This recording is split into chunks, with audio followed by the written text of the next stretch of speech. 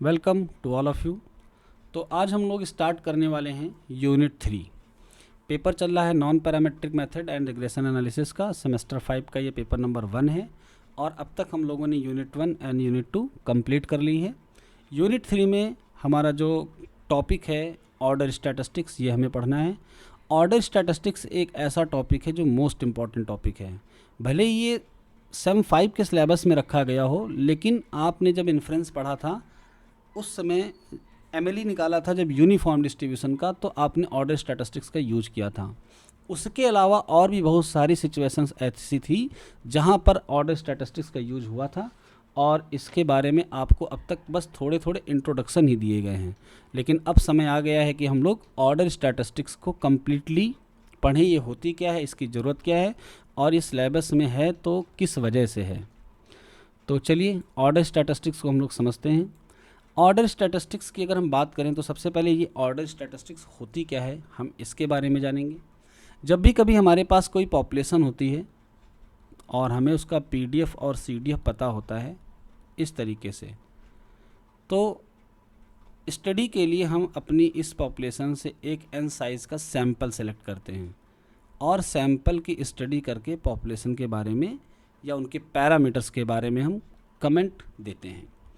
तो जब ये सैंपल सेलेक्ट किया गया और अगर कोई ऐसा करे कि इन सैंपल्स को असेंडिंग ऑर्डर में अरेंज कर ले, यानी जो सबसे छोटी वैल्यू हो उसको सबसे पहले, जो उससे बड़ी वैल्यू हो और इस तरीके से जो सबसे बड़ी वैल्यू हो, तो जब कभी भी हम अपनी इन सैंपल्स को ऑर्डर में अरेंज कर लेते हैं तो इस स्टैटिस्टिक्स को नाम क्या देते हैं, ऑर्डर स्टैटिस्टिक्स।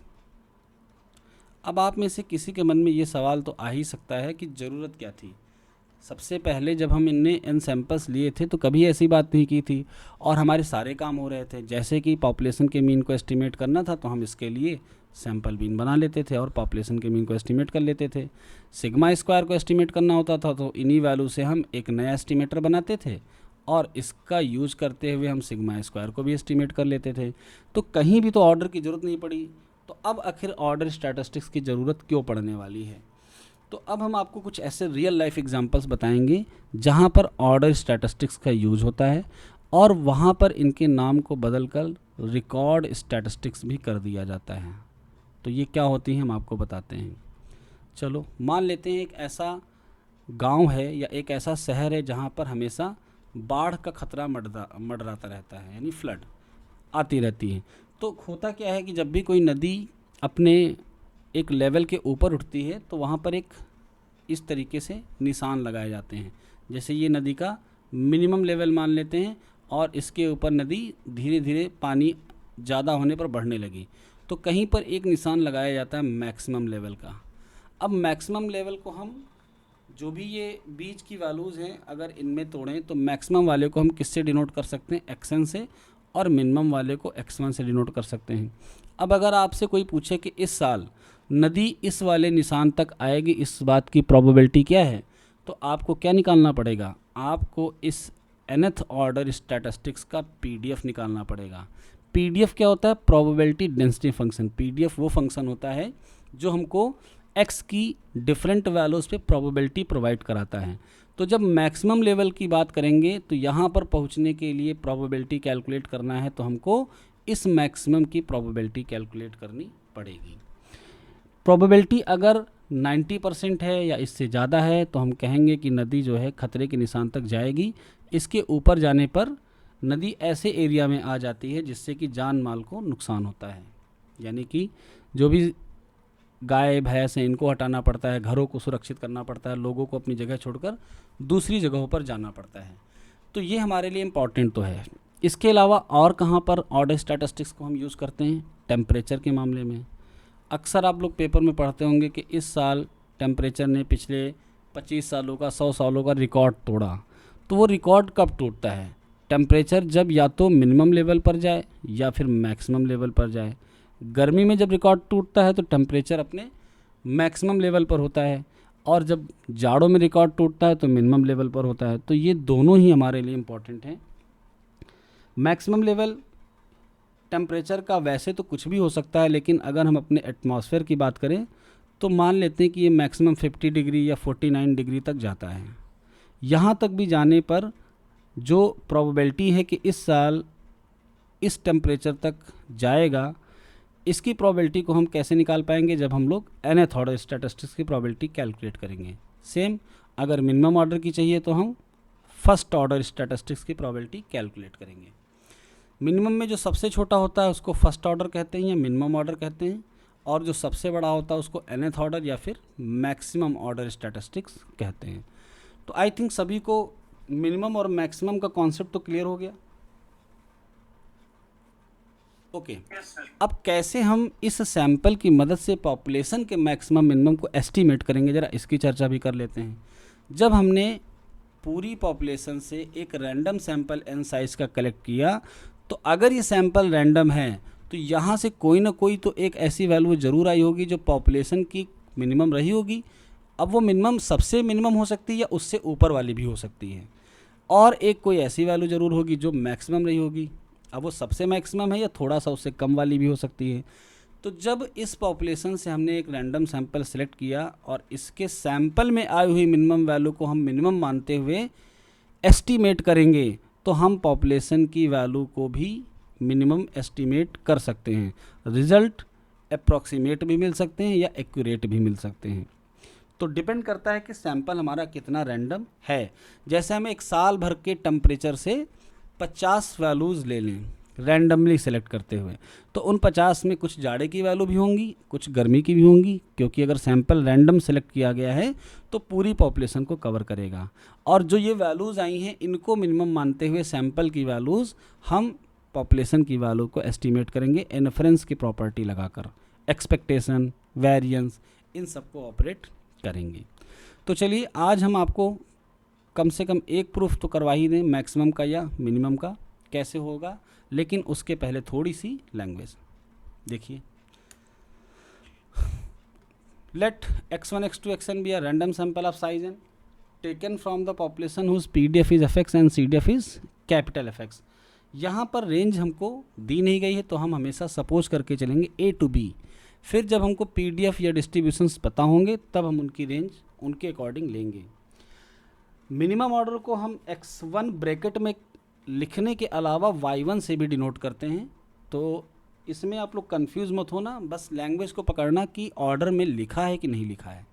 अगर y1, y2, yn को ऑर्डर स्टैटिस्टिक्स कहा जा रहा है तो आपको ये मानना पड़ेगा कि y1 मिनिमम है और yn मैक्सिमम।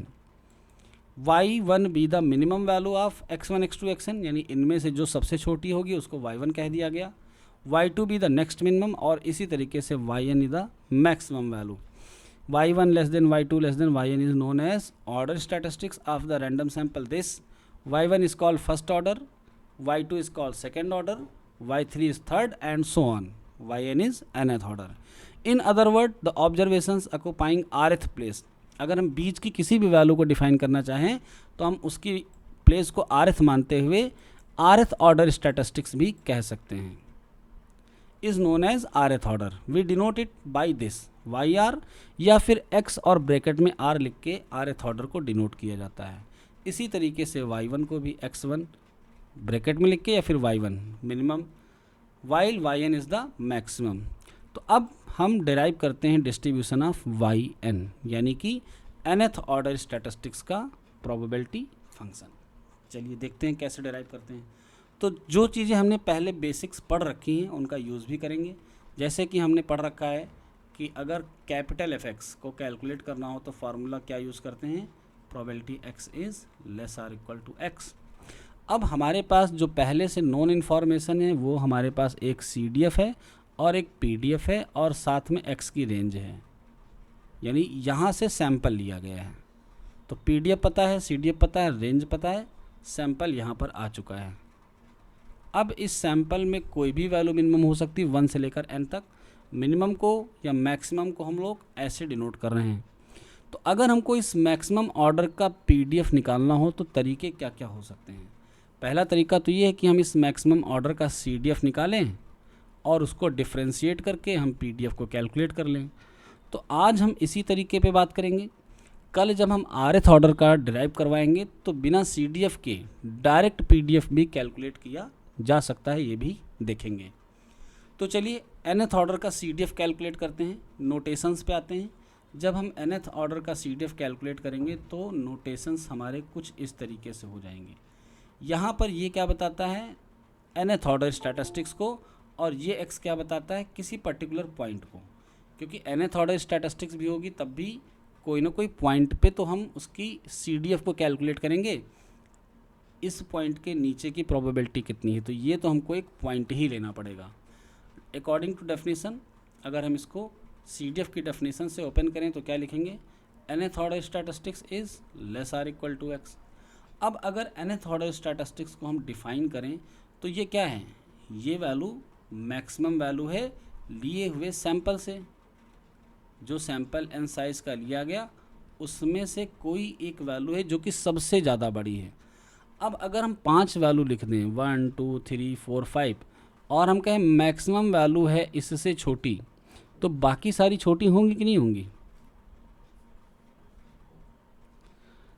जो मैक्सिमम वैल्यू जब वो इस पॉइंट से छोटी हो गई तो इसका मतलब ये पॉइंट इससे बड़ा ही तो होगा, तो ऑटोमेटिक सारी वैल्यूज़ उस पॉइंट से छोटी हो जाएंगी। यहाँ पर भी कुछ ऐसा लिखा हुआ है कि the maximum of this is less or equal to x, तो बाकी सारी तो वैसे ही छोटी हो जाएंगी। तो हम इस इवेंट को ब्रेक कर लेंगे, कैसे, x1 is less or equal to x, x2 is less or equal to x, dot dot xn is less or equal to x। और सैंपल को हम इंडिपेंडेंटली ड्रॉ करें, अगर पॉपुलेशन से किसी एक वैल्यू का दूसरे से कनेक्शन ना हो तो इंटरसेक्शन की प्रोबेबिलिटी को हम उनके अलग अलग प्रोडक्ट में ब्रेक कर सकते हैं।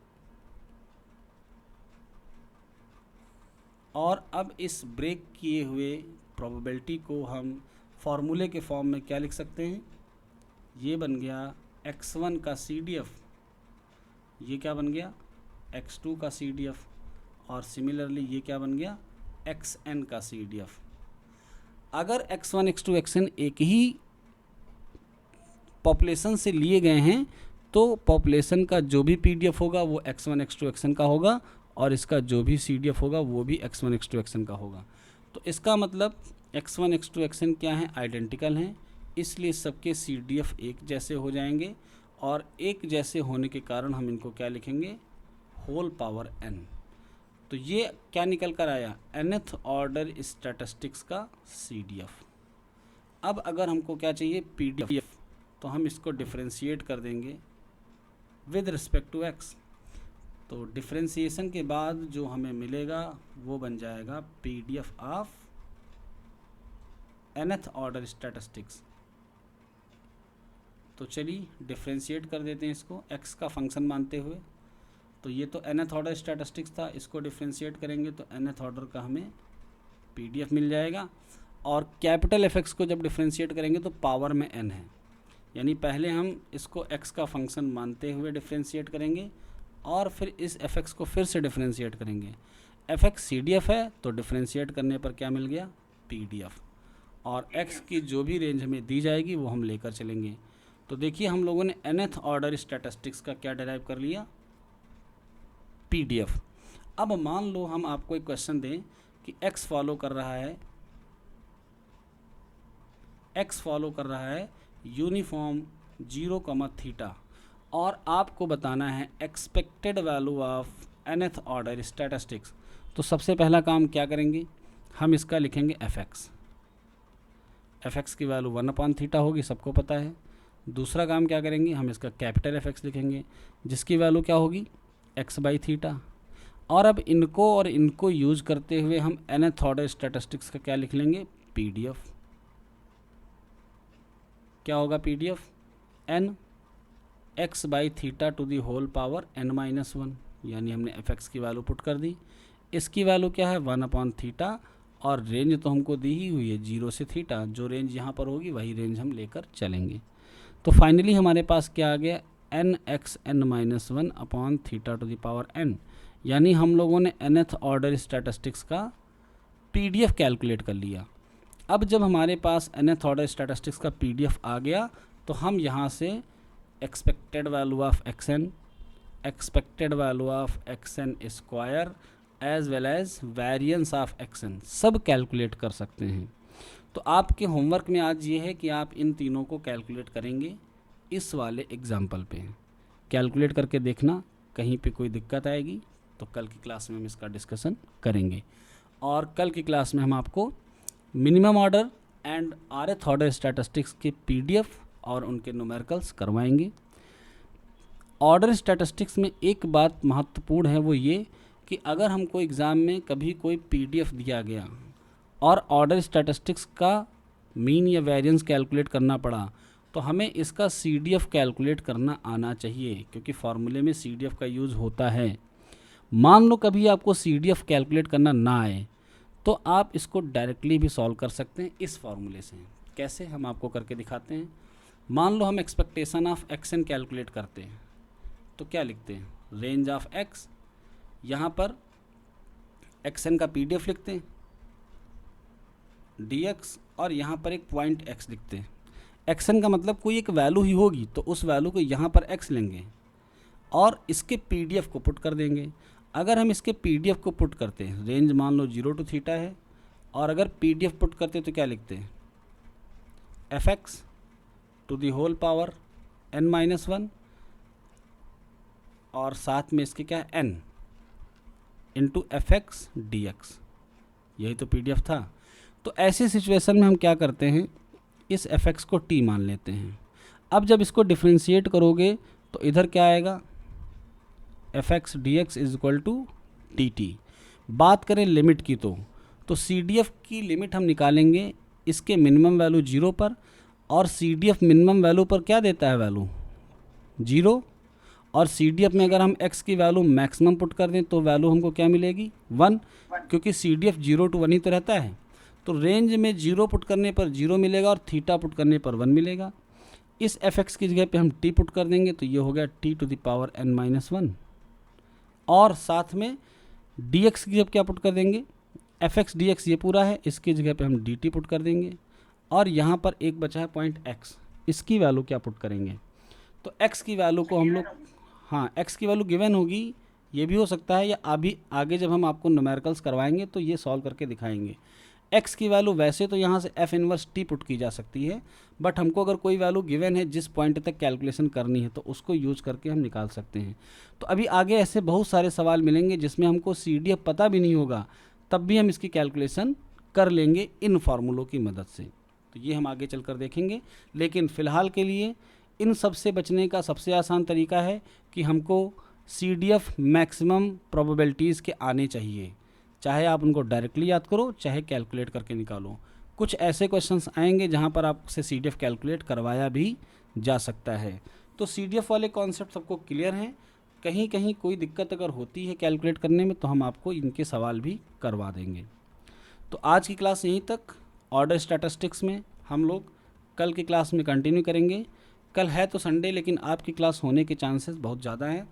रेडी रहना सब लोग, टाइम इधर उधर हो सकता है तो मैनेज कर लेना, हम मैसेज करेंगे जैसा होगा। थैंक यू, जय हिंद।